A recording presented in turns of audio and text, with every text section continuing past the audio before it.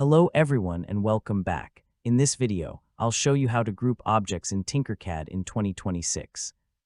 Grouping objects is one of the most useful features in Tinkercad because it allows you to combine multiple shapes into a single model or use whole shapes to cut material from your design.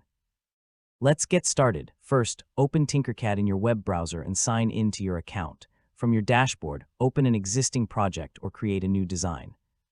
Once you're inside the 3D workspace, make sure the objects you want to combine are already placed on the workplane. Next, select all the objects you want to group.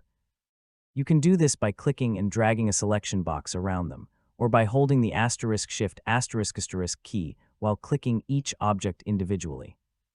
Once selected, all the chosen objects will be highlighted. Now look at the toolbar at the top of the workspace and click the *group button.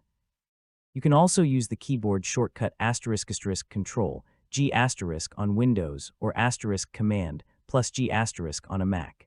Tinkercad will immediately combine the selected objects into a single model. If one of the selected objects is set as a whole asterisk, grouping will subtract that whole from the solid object instead of simply combining the shapes. This is an excellent way to create openings, cutouts, slots, or custom designs for your 3D models. After grouping, click on the new object to confirm that it behaves as a single piece. You can now move it, resize it, rotate it, or duplicate it just like any other object.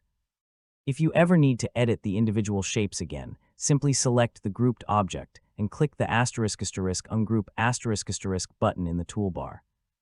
Or press *Control Shift plus G* on Windows or Command plus Shift plus G* on a Mac.